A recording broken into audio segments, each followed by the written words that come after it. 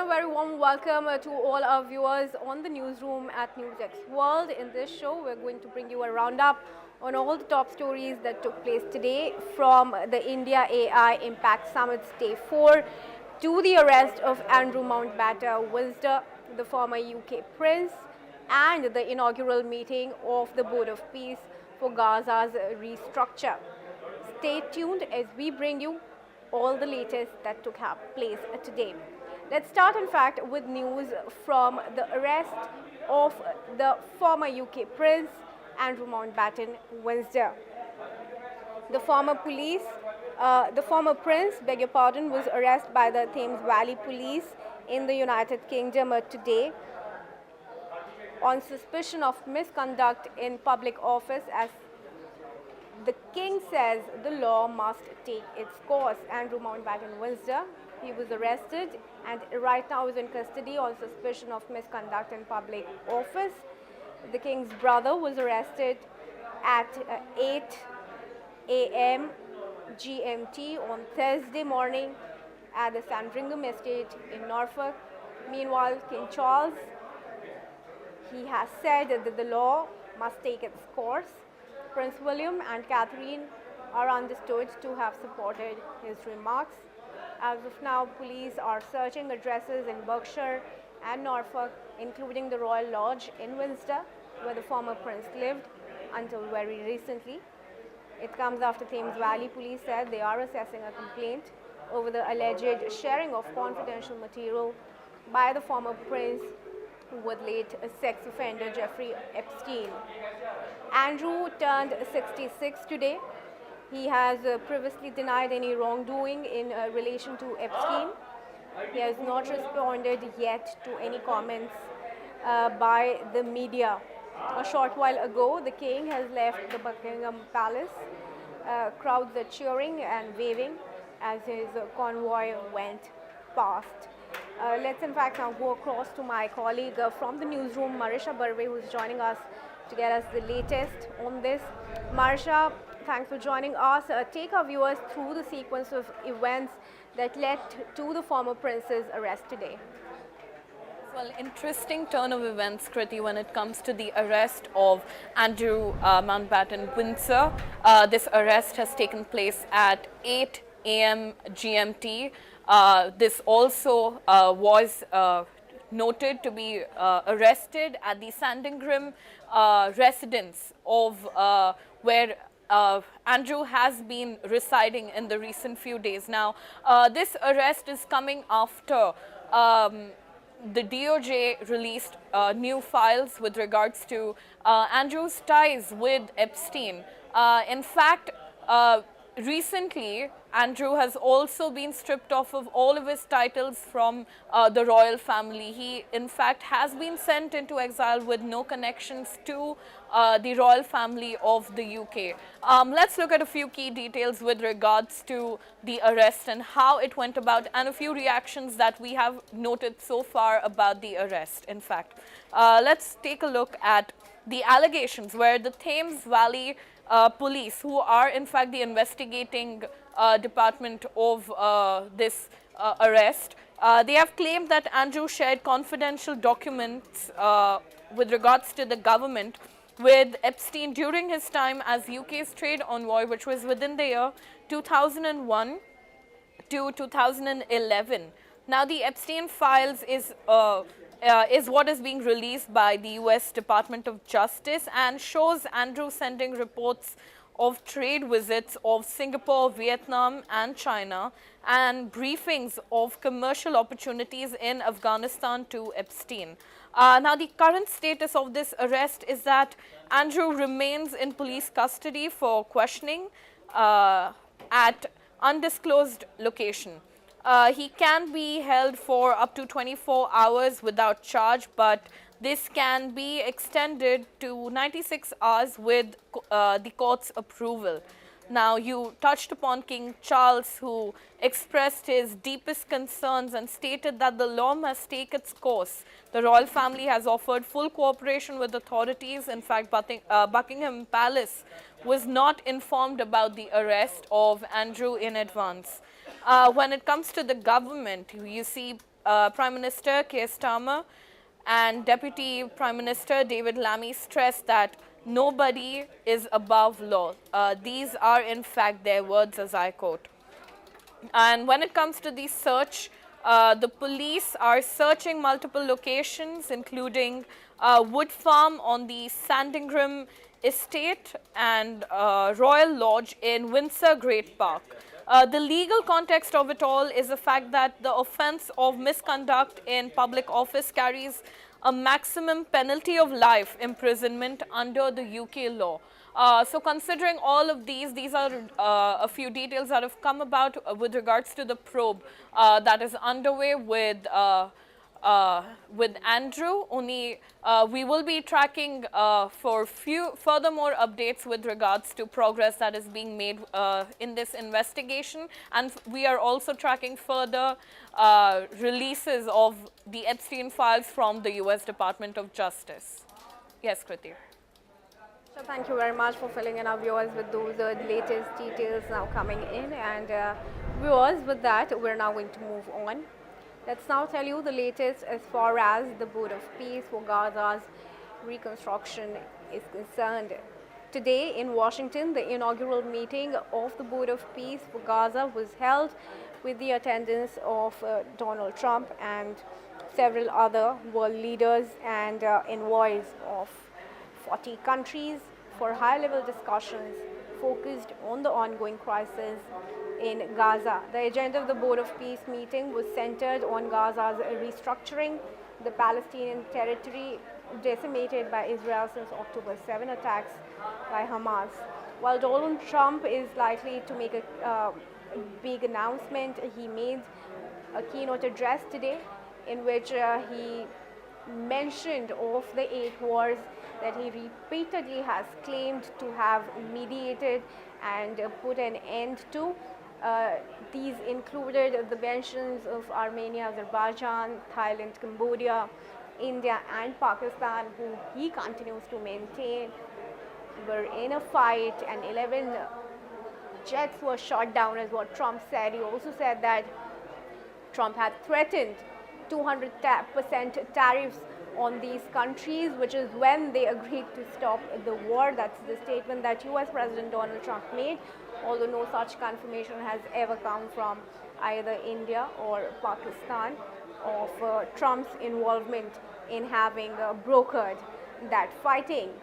As far as the attendance for today's Board of Peace meeting goes, Italy, Greece, South Korea, European Union, Albania, Argentina, Armenia, Belarus, Bahrain, Egypt were among the nations to have sent their representatives. Hungary, Indonesia, Kazakhstan, Kosovo, Mongolia, Pakistan, Paraguay, Uzbekistan and Vietnam to attend the meeting. But as far as the countries who have not joined the boat yet, let's also tell you about that. India is among the countries that have not accepted Trump's offer. Brazil, Mexico, South Africa, Britain, France, Germany, Norway have not accepted an offer to join. Brazil and Mexico have said they will not join the initiative, citing Palestinian absence from the board. Let's go now across to my colleague from the newsroom, Marisha. Marisha, talk to us about the big statements that Donald Trump made in his address today. Yes, well, Kriti, today in fact is a very crucial day when it comes to the reconstruction of a lot of destruction that has happened with regards to the 3 years of war that has been waged between Israel and Gaza. In fact, today the first meeting of the Board of Peace was held in Washington, D.C. and a lot of key developments have come about with regards to the address that has come about from Donald Trump towards all of the leaders in attendance. Now, over $7 billion have been pledged by member countries to the reconstruction of Gaza. The war has made a deep void with regards to humanitarian aid and a lot of destruction of public infrastructure and a lot of healthcare facilities within the Gaza Strip. And now you see the first step towards maintaining and reconstructing the Gaza Strip. Let's take a look at a few key details that have come about after the inaugural visit and the inaugural meet of the Gaza Board of Peace, which is being brokered by US President Donald Trump in the United States. Now, the few member countries of the Gaza Board of Peace are UAE, Kuwait, Saudi Arabia, Qatar, Morocco, Bahrain, Kazakhstan, Azerbaijan, and Uzbekistan. Thousands of personnel from member states will be part of the International Stabilization Force. Indonesia has offered up to 8,000 troops to the Board of Peace. And now when it comes to the membership alone, 27 out of the 50 invited countries have officially joined the board. Key attendees include the Prime Ministers of Hungary and Pakistan and the President of Indonesia. Now, the board aims to look over and strengthen the UN through major European allies that are the UK, France and Germany, and the Vatican have refused to join, citing concerns over undermining existing systems that were already in place. Now, when it comes to Gaza's redevelopment, the board plans to rebuild Gaza with civilian infrastructure and possibly even commercial resorts. These have come about as a few outcomes of the key notes that have been taken out. And when it comes to the ongoing challenges after what US President Donald Trump has stated, a major challenge in the second phase of the board's effort is forcing Hamas to disarm. Palestinian representatives have been excluded from core decision making, while Israeli Prime Minister Netanyahu is included, which has sparked immense criticism across.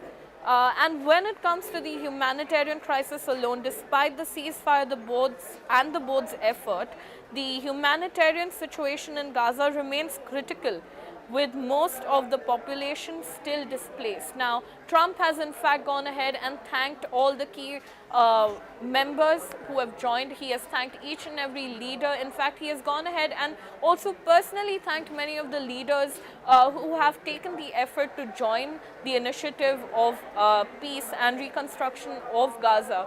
Now, this in fact was just the first meeting. This was the inaugural meeting. More updates to follow as we keep tracking the further sessions of the Board of Peace for Gaza in the coming days. Right, Marisha, once again, thank you very much for sharing that. And viewers, we're now going to move on and tell you the latest as far as the India AI Summit is concerned. Today marked the day 4 of the India AI Impact 2026 Summit that New Delhi is hosting. The summit is being held at Bharat Mandapam. There was a huge attendance today. Prime Minister Modi also held 9 bilateral meetings with the global leaders and top CEOs. 7 meetings were held with leaders from Spain, Finland, Serbia, Croatia, Estonia, Kazakhstan and Bhutan. In addition, Indian Prime Minister Narendra Modi has also met the CEO of Google and co-founder of Sun Microsystems as part of his outreach to global industry leaders. Big statements have come in. India, in fact, has set a Guinness World Record for AI responsibility campaign, and that's the news that was shared by India's Union Minister Ashwini Vaishnav, who announced that India has secured the Guinness World Record for the most pledges received for an AI responsibility campaign in 24 hours. Prime Minister Modi and world leaders also enjoyed some cultural displays at the Bharat Mandapam. Several tech leaders have made some big announcements and have donated funds for AI infrastructure advancement in India and across the globe. In fact, let's go back to now Marisha, my colleague, to take us through the details of the big pledges that have been made today from this AI summit. Marisha, it's over to you. Yes, well, Kriti. the India AI Impact Summit of 2026, which is being held in New Delhi. At this point, we have reached at day 4, and so far it has been a rather successful summit so far, because now the latest update of it all is that the summit will be extending by one more day. That is, the summit will extend for people to come and see and witness a lot of AI innovations till the 21st of February 2026. This, in fact, is a huge deal when it comes to India hosting this AI summit, because this is the first such AI summit that is being held on such a grand scale, because it's the first such summit that has ever been hosted by the Global South. In fact, we also see an update with regards to Switzerland, who has said that the next AI summit will be held in Geneva. Now, a lot of tech giants, a lot of industry experts, a lot of experts and researchers dealing with AI and innovation are in attendance. In fact, many head of states have also been in attendance, and day 4 was rather successful. Let's go through a few details that have taken place on day 4 of the India AI Summit. When it comes to the key highlights, we see Prime Minister Narendra Modi introduce the Manav framework, focusing on ethical AI governance with values like moral, accountable, national, accessible, and valid. Now, Reliance, which is a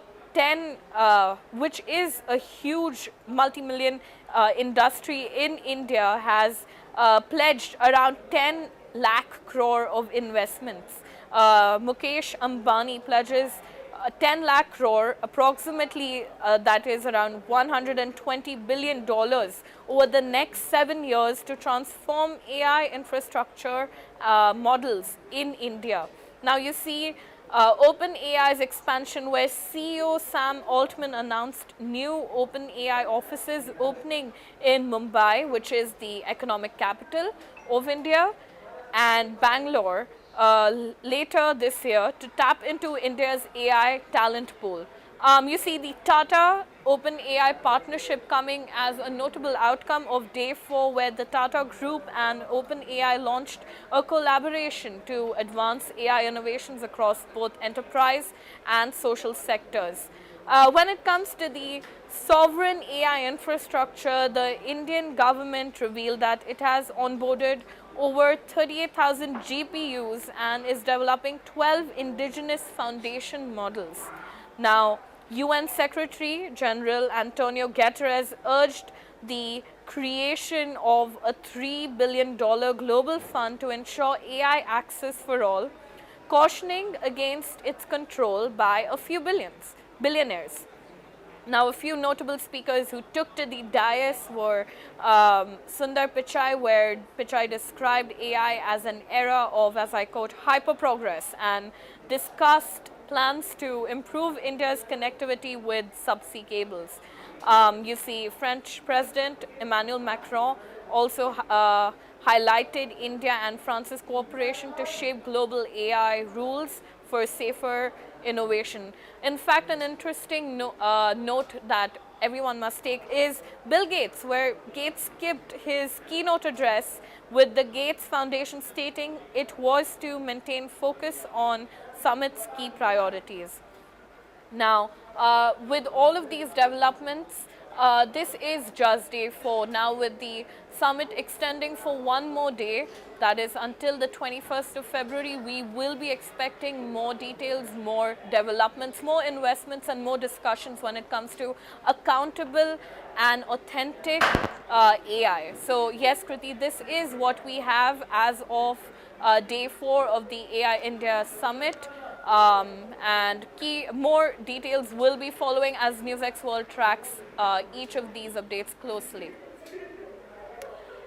Indeed, and we're live on the ground, viewers, so stay tuned to NewsX World for more details on the India AI Impact Summit. But for now, let's shift our focus to some tragic news that came in from Pakistan earlier today, in which 16 people were killed. This blast that took place in Pakistan has claimed the lives of 16 people, and it was due to a gas blast that caused a building to collapse. The blast has been reported from Karachi. More than a dozen people, 16 were injured as well. In the incident in the Soldier Bazaar neighborhood of Karachi around 4 a.m. local time, when Muslim families start preparing sahur, the pre-sunrise meal eaten during Ramadan. 16 people, including women and children, have been killed. 13 others are injured. That's the statement that came in from the Provincial Rescue Agency's spokesman. The three-story building located in the crowded neighborhood collapsed after an unknown explosion. Apparently, it was a gas explosion, but the investigation will reveal the actual cause of the incident. Last year in July as well, 27 people were killed and 10 injured after a 5-story building collapsed in Karachi's impoverished area of Liari. Around 600 buildings were declared dangerous in Karachi by the government. Roof and building collapses are now common across Pakistan, mainly because of poor safety standards and shoddy construction materials in the South Asian country of more than 250 to 40 million people. But Karachi is home to more than 20 million, is especially notorious for poor construction, illegal extension, aging infrastructure, overcrowding, and lax enforcement of building regulations. And viewers, with that we wrap up this episode of